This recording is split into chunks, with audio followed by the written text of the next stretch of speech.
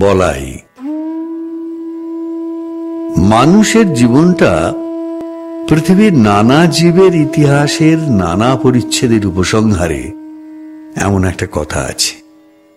লোকালয়ে মানুষের মধ্যে আমরা নানা জীবজন্তুর প্রচ্ছন্ন পরিচয় পেয়ে থাকি, সে কথা জানা।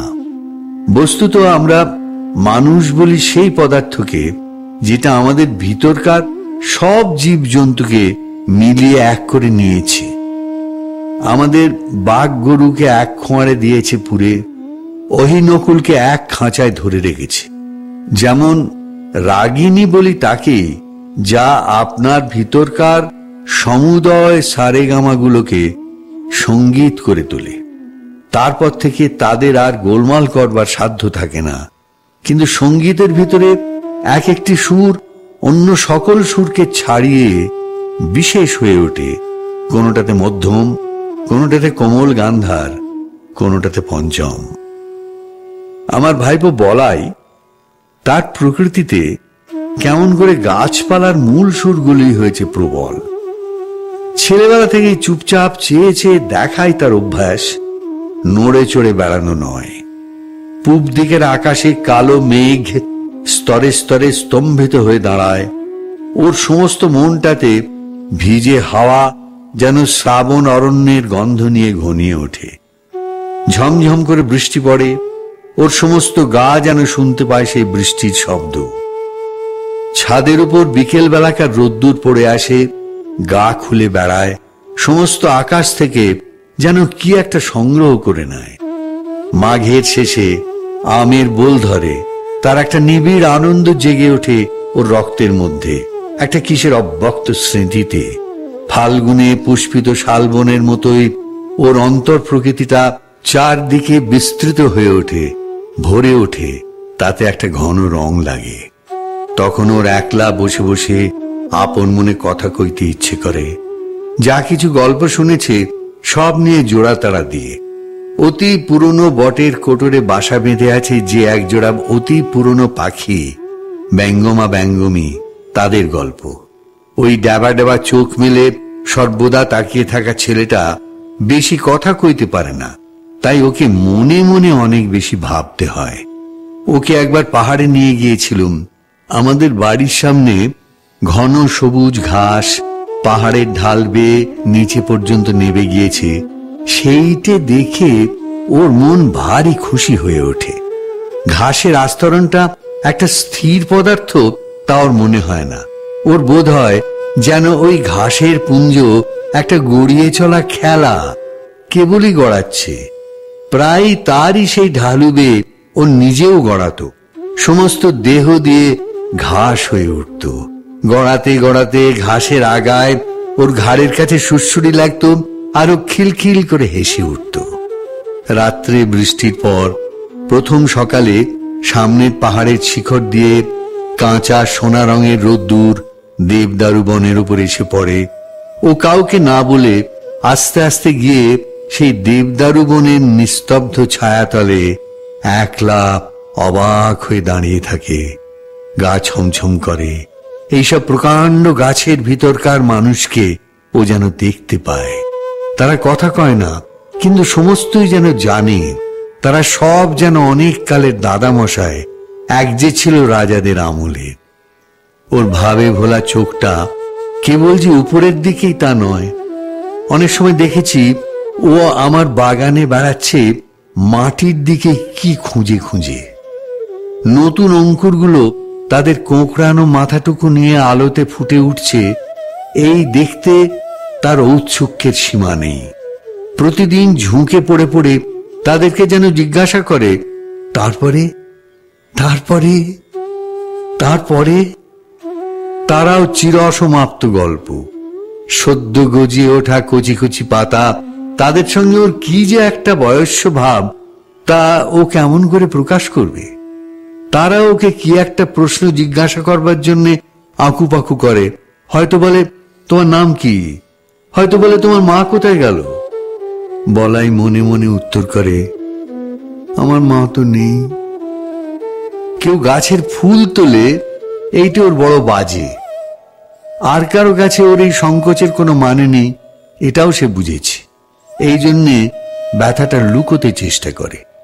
ওর বয়সের ছেলেগুলো গাছে ঢিল মেরে মেরে আমলকি পারে, ও কিছু বলতে পারে না, সেখান থেকে মুখ ফিরিয়ে চলে যায়।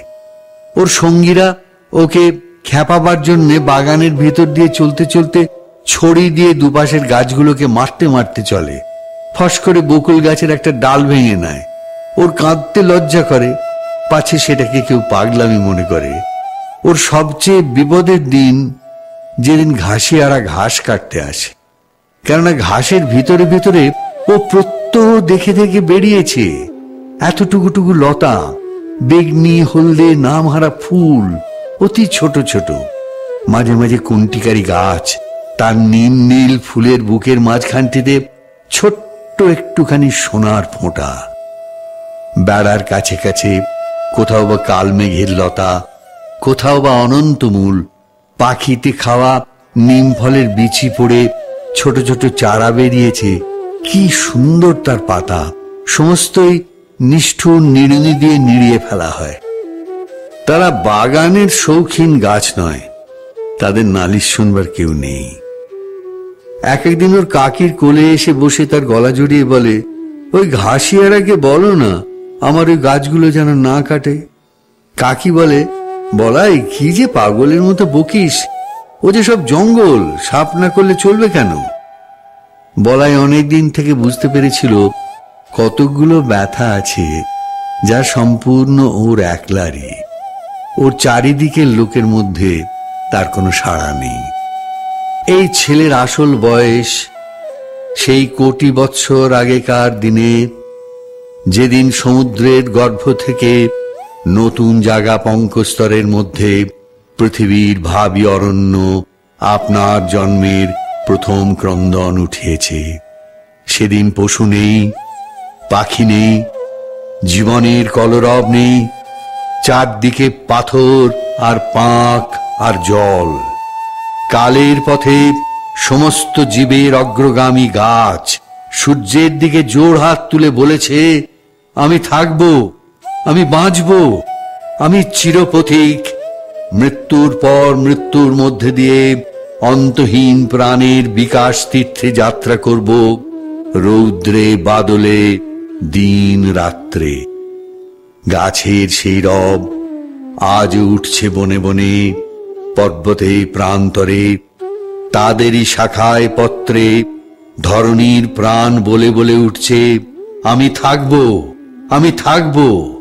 বিশ্ব প্রাণের মুখ ধাত্রী এই গাছ নিরবিচ্ছিন্ন কাল ধরে দুলককে দহন করে পৃথিবীর অমৃত ভাণ্ডারের জন্যে প্রাণের তেজ, প্রাণের রস, প্রাণের লাবণ্য সঞ্চয় করে, আর উৎকণ্ঠিত প্রাণের বাণীকে অহর্নিশি আকাশে উচ্ছ্বসিত করে তোলে, আমি থাকব। সেই বিশ্ব প্রাণের বাণী কেমন একরকম করে আপনার রক্তের মধ্যে শুনতে পেয়েছিল ওই বলাই। আমরা তাই নিয়ে খুব হেসেছিলাম। একদিন সকালে এক মনে খবরের কাগজ পড়ছি, বলাই আমাকে ব্যস্ত করে ধরে নিয়ে গেল বাগানে। এক জায়গায় একটা চারা দেখে আমাকে জিজ্ঞাসা করলো, কাকা এই গাছটা কি? দেখলুম একটা শিমুল গাছের চারা বাগানের খোয়া দেওয়া রাস্তার মাঝখানেই উঠেছে। হায় রে, বলাই ভুল করেছিল আমাকে ডেকে নিয়ে এসে।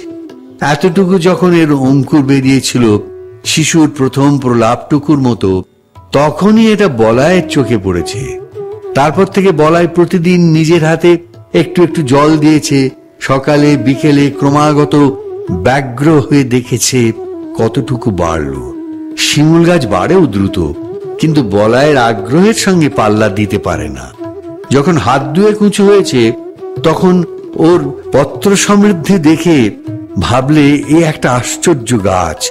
শিশুর প্রথম বুদ্ধির আভাস দেখবা মাত্র মা যেমন মনে করে আশ্চর্য শিশু, বলাই ভাবলে আমাকেও চমৎকৃত করে দেবে। আমি বললাম, মালিকে বলতে হবে একটু উপরে ফেলে দেবে। বলাই চমকে উঠল, এই কি দারুণ কথা। বলল, না কাকা, তোমার দুটি পায়ে পড়ি, উপরে ফেলো না। আমি বললাম, কি যে বলিস তা ঠিক নেই, একেবারে রাস্তার মাঝখানে উঠেছে। বড় হলে চারদিকে তুলো ছড়িয়ে অস্থির করে দেবে। আমার সঙ্গে যখন পারলে না, এই মাতৃহীন শিশুটি গেল তার কাকির কাছে। কোলে বসে তার গলা জড়িয়ে ধরে ফুঁপিয়ে ফুঁপিয়ে কাঁদতে কাঁদতে বললে, কাকি, তুমি কাকাকে বারণ করে দাও, গাছটা যেন না কাটেন। উপায়টা ঠিক ঠাউরে ছিল। ওর কাকি আমাকে ডেকে বললে, ওগো শুনছো, আহা, ওর গাছটা রেখে দাও। রেখে দিলুম। গোড়ায় বলাই যদি না দেখাতো তবে হয়তো ওটা আমার লক্ষ্যই হতো না, কিন্তু এখন রোজই চোখে পড়ে। বছর খানেকের মধ্যে গাছটা নির্লজ্জের মতো মস্ত বেড়ে উঠল। বলায়ের এমন হলো, এই গাছটার পরই তার সবচেয়ে স্নেহ। গাছটাকে প্রতিদিনই দেখাচ্ছে নিতান্ত নির্বোধের মতো। একটা অজায়গায় এসে দাঁড়িয়ে কাউকে খাতির নেই, একেবারে খাড়া লম্বা হয়ে উঠছে। যে দেখে সেইভাবে, এটা এখানে কি করতে। আরো 2-4 বার এর মৃত্যুদণ্ডের প্রস্তাব করা গেল। বলাইকে লোভ দেখালুম, এর বদলে খুব ভালো কতকগুলো গোলাপের চারা আনিয়ে দেব। বললেন, নিতান্তই শিমুল গাছই যদি তোমার পছন্দ, তবে আর একটা চারা আনিয়ে বেড়ার ধারে পুঁতে দেব, সুন্দর দেখতে হবে। কিন্তু কাটবার কথা বলতেই আঁতকে ওঠে। আর ওর কাকি বলে, আহা, এমনই কি খারাপ দেখতে হয়েছে। আমার বৌদিদির মৃত্যু হয়েছে যখন এই ছেলেটি তার কোলে। বোধ করি সেই শোকে দাদার খেয়াল গেল তিনি বিলেতে ইঞ্জিনিয়ারিং শিখতে গেলেন। ছেলেটি আমার নিঃসন্তান, ঘরে কাকির কলি মানুষ। বছর 10 পরে দাদা ফিরে এসে বলাইকে বিলাতি কায়দায় শিক্ষা দেবেন বলে প্রথমে নিয়ে গেলেন সিমলে, তারপরে বিলেতে নিয়ে যাবার কথা। কাঁদতে কাঁদতে কাকির কোল ছেড়ে বলাই চলে গেল। আমাদের ঘর হলো শূন্য। তারপরে 2 বছর যায়। ইতিমধ্যে বলায়ের কাকি গোপনে চোখের জল মোছেন, আর বলায়ের শূন্য শোবার ঘরে গিয়ে তার ছেঁড়া এক পাটি জুতো, তার রবারের ফাটা গোলা আর জানোয়ারের গল্পওয়ালা ছবির বই নাড়েন চাড়েন। এতদিনে এইসব চিহ্নকে ছাড়িয়ে গিয়ে বলাই অনেক বড় হয়ে উঠেছে, এই কথা বসে বসে চিন্তা করেন। কোন এক সময় দেখলুম লক্ষ্মীচারা শিমুল গাছটার বড় বার বেড়েছে। এতদূর অসঙ্গত হয়ে উঠেছে যে আর প্রশ্রয় দেওয়া চলে না। একসময় দিলুম তাকে কেটে। এমন সময় সিমলে থেকে বলাই তার কাকিকে একটা চিঠি পাঠালে, কাকি, আমার সেই শিমুল গাছের একটা ফটোগ্রাফ পাঠিয়ে দাও। বিলেত যাওয়ার পূর্বে একবার আমাদের কাছে আসবার কথা ছিল, সে আর হলো না। তাই বলাই তার বন্ধুর ছবি নিয়ে যেতে চাইলে। তার কাকি আমাকে ডেকে বললেন, ওগো শুনছো, একজন ফটোগ্রাফওয়ালা ডেকে আনো। জিজ্ঞাসা করলাম, কেন? বলায়ের কাঁচা হাতের লেখা চিঠি আমাকে দেখতে দিলেন। আমি বললাম, সে গাছ তো কাটা হয়ে গেছে। বলায়ের কাকি 2 দিন অন্ন গ্রহণ করলেন না, আর অনেক দিন পর্যন্ত আমার সঙ্গে একটি কথাও কননি। বলায়ের বাবা ওকে তার কোল থেকে নিয়ে গেল, সে যেন ওর নাড়ি ছিঁড়ে। আর ওর কাকা তার বলায়ের ভালোবাসার গাছটিকে চিরকালের মতো সরিয়ে দিলে, তাতেও ওর যেন সমস্ত সংসারকে বাজল, তার বুকের মধ্যে ক্ষত করে দিলে। ওই গাছ যে ছিল তার বলায়ের প্রতিরূপ, তারই প্রাণের দোসর।